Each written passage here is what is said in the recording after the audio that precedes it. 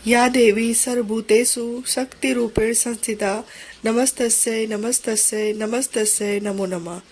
समस्त प्रदेशवासियों को शक्ति स्वरूपा माँ दुर्गा की उपासना पर्व शारदीय नवरात्रि के हार्दिक बधाई एवं शुभकामनाएं। देवताओं के तेज से देवी का प्रादुर्भाव और महिषासुर की सेना का वध। महर्षि वेदा बोले, प्राचीन काल में देवताओं और असुरों में पूरे 100 वर्षों तक घोर युद्ध हुआ था और देवराज इंद्र देवताओं के नायक थे। इस युद्ध में देवताओं की सेना परास्त हो गई थी और इस प्रकार संपूर्ण देवताओं को जीत महिषासुर इंद्र बन बैठा था। युद्ध के पश्चात हारे हुए देवता प्रजापति श्री ब्रह्मा को साथ लेकर उस स्थान पर पहुंचे जहां पर भगवान शंकर विराजमान थे। देवताओं ने अपनी हार का सारा वृतांत भगवान श्री विष्णु और शंकर जी से कह सुनाया। वह कहने लगे, हे प्रभु, महिषासुर सूर्य, चंद्रमा, इंद्र, अग्नि, वायु, यम, वरुण तथा अन्य देवताओं के सब अधिकार छीन कर सबका अधिष्ठाता स्वयं बन बैठा है। उसने समस्त देवताओं को स्वर्ग से निकाल दिया है। वह मनुष्यों की तरह पृथ्वी पर विचर रहे हैं। दैत्यों की सारी करतूत हमने आपको सुना दी और आपकी शरण में इसलिए आए हैं कि आप उनके वध का कोई उपाय सोचें। देवताओं की बातें सुनकर भगवान विष्णु और शंकर जी को दैत्यों पर बड़ा गुस्सा आया। उनकी भौहें तन गई और आंखें लाल हो गई।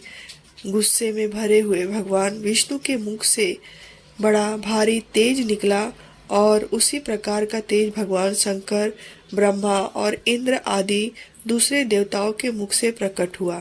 फिर वह सारा तेज एक में मिल गया और तेज का पुंज वह ऐसे दिखता था जैसे कि ज्वाजस्मान पर्वत हो। देवताओं ने देखा कि उस पर्वत की ज्वाला चारों ओर फैली हुई थी और देवताओं के शरीर से प्रकट हुए तेज की किसी अन्य तेज से तुलना नहीं हो सकती थी। एक स्थान पर इकट्ठा होने पर वह तेज एक देवी के स्वरूप में परिवर्तित हो गया और अपने प्रकाश से तीनों लोकों में व्याप्त जान पड़ा। वह भगवान शंकर का तेज था। उससे देवी का मुख प्रकट हुआ।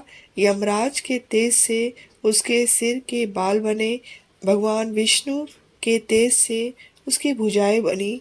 चंद्रमा के तेज से दोनों स्तन और चंद्र के तेज से जंघा तथा पिंडली बनी और पृथ्वी के तेज से नितंब भाग बना। ब्रह्मा के तेज से दोनों चरण और सूर्य के तेज से उनकी उंगलियां पैदा हुई। वसुओं के तेज से हाथों की उंगलियां एवं कुबेर के तेज से नासिका बनी। प्रजापति के तेज से उसके दांत और अग्नि के तेज से उसके नेत्र बने। संध्या के तेज से उनकी बाहें और वायु के तेज से उनके कान प्रकट हुए थे। इस प्रकार उस देवी के प्रादुर्भाव हुआ था।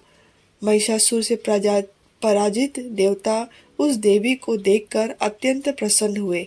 भगवान शंकर ने अपने त्रिशूल में से एक त्रिशूल निकालकर उस देवी को दिया और भगवान विष्णु ने अपने चक्र में से एक चक्र निकालकर देवी को दिया। वरुण ने अपने चक्र में से एक चक्र निकालकर उस देवी को दिया। वरुण ने देवी को शंख भेंट किया। अग्नि ने इसे शक्ति दी। वायु ने उसे धनुष और बाण दिए।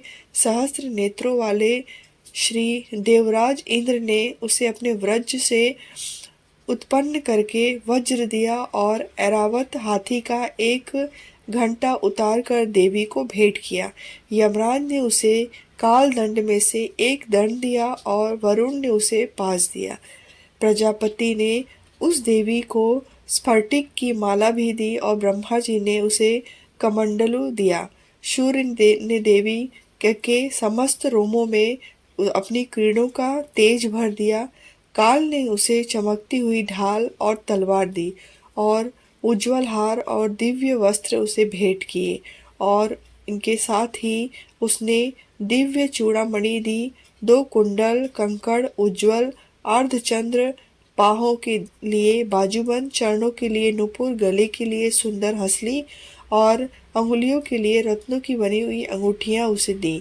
विश्वकर्मा ने उनको फरसा दिया और उसके साथ ही कई प्रकार के अस्त्र और कवच दिए।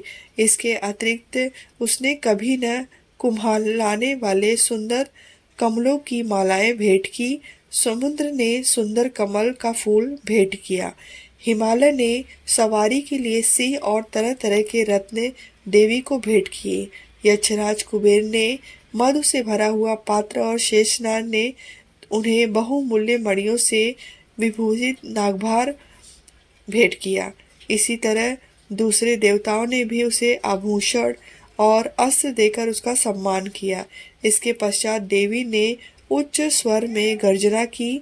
उसके इस भयंकर नाद से आवाज गूंज उठा। देवी का वह स्वर से किया हुआ सिंहनाद सामान्य सका आसमान उनके सामने छोटा प्रतीत होने लगा। उससे बड़े जोर की प्रतिध्वनि हुई, जिससे समस्त विश्व में हलचल मच गई और समुद्र कांप उठे।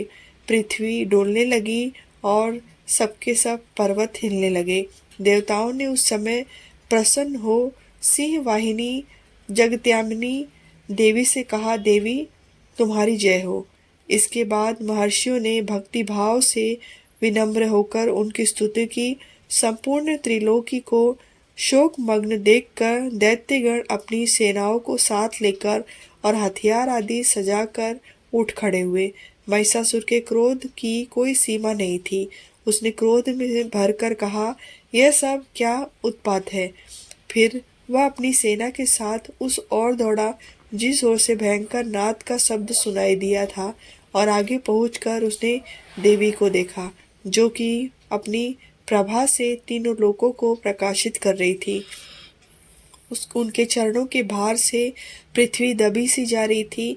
माथे के मुकुट से आकाश में एक रेखा सी बन रही थी और उनके धनुष की टंकोर से सब लोग क्षुब्ध हो रहे थे। देवी अपनी सहस्त्र भुजाओं को संपूर्ण दिशाओं में फैलाए खड़ी थी। इसके पश्चात उनका दैत्यों के साथ युद्ध छिड़ गया और कई प्रकार के अस्त्र शस्त्रों से सबकी सब दिशाएं उद्भाषित होने लगी। महिषासुर की सेना का सेनापति चिछुर नामक एक महान असुर था। वह आगे बढ़कर देवी के साथ युद्ध करने लगा और दूसरे दैत्यों की चतुरंगिणी सेना साथ लेकर चामर भी लड़ने लगा और 60,000 महारथियों को साथ लेकर उदग्र नामक महादैत्य आकर युद्ध करने लगा और महाहनु नामक असुर 1 करोड़ रथियों को लेकर अशिलोमा नामक असुर 5 करोड़ सैनियों के साथ लेकर युद्ध करने लगा। वाशकर नामक असुर 60 लाख असुरों के साथ युद्ध में आ डटा। विडाल नामक असुर 1 करोड़ रथियों सहित लड़ने को तैयार था।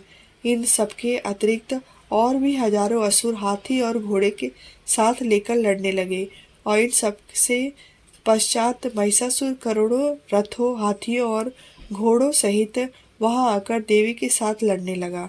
तभी असुर तोमर, भिनिपाल, शक्ति, मूसल, खंडगों, फरसों, पट्टियों के साथ रणभूमि में देवी के साथ युद्ध करने लगे। कई शक्तियां फेंकने लगे और कोई अन्य शस्त्रास्त्र। इसके पश्चात सबके सब दैत्य अपनी अपनी तलवारें हाथों में लेकर देवी की ओर दौड़े और उसे मार डालने का उद्योग करने लगे, मगर देवी ने क्रोध से भरकर खेल में उनके सब शस्त्र अस्त्र को काट दिया। इसके पश्चात ऋषियों और देवताओं ने देवी की स्तुति आरंभ कर दी और वह प्रसन्न होकर असुरों के शरीर पर अस्त्र शस्त्रों की वर्षा करती रही। देवी का वाहन भी क्रोध में भरकर दैत्य सेना में इस प्रकार विचरने लगा कि जैसे कि वन में दावानल फैल रहा हो। युद्ध करती हुई देवी ने क्रोध में भर जितने श्वासों को छोड़ा, वह तुरंत ही सैकड़ों हजारों गणों के रूप में परिवर्तित हो गए। फरसे, भिंडीपाल, खड़ग तथा पट्टिश इत्यादि शस्त्रों के साथ दैत्यों से युद्ध करने लगे। देवी की शक्ति से बढ़े हुए वह गण दैत्यों का नाश करते हुए ढोल, शंख व मृदंग आदि बजा रहे थे। तदनंतर देवी ने त्रिशूल, गदा, शक्ति खड़ग आदि से सहस्त्रों असुरों को मार डाला। कितनों को घंटे की भयंकर आवाज से ही यमलोक पहुंचा दिया। कितने ही असुरों को उसने पास में बांधकर पृथ्वी पर धर घसीटा। कितनों को अपनी तलवार से टुकड़े टुकड़े कर दिए और कितनों को गदा की चोट से धरती पर सुला दिया। कई दैत्य मुसल की मार से घायल होकर रक्त वमन करने लगे और कई शूल में छाती फट जाने के कारण पृथ्वी पर लेट गए और कितनों की बाढ़ में कमर टूट गई। देवताओं को पीड़ा देने वाले दैत्य कट कट कर मरने लगे। कितनों की बाहें अलग हो गईं, कितनों की ग्रीवाएं कट गईं, कितनों के सिर कट गए, दूर भूमि पर लुढ़क गए, कितनों के शरीर बीच में से कट गए और कितनों की जटाएं कट गई और वह पृथ्वी पर गिर पड़े। कितने ही सिरों व पैरों के कटने पर भी भूमि पर से उठ खड़े हुए और शस्त्र हाथ में लेकर देवी से लड़ने लगे और कई दैत्यगण भूमि में बाजों की ध्वनि के साथ नाच रहे थे। कई असुर जिनके सिर कटे हुए थे बिना सिर के धड़ से ही हाथ में शस्त्र लिए हुए लड़ रहे थे। दैत्य रह रहकर ठहरो ठहरो कहते हुए देवी को युद्ध के लिए ललकार रहे थे। जहाँ पर यह घोर संग्राम हुआ था वहाँ की भूमि रण, हाथी, घोड़े और असुरों की लाशों से भर गई थी और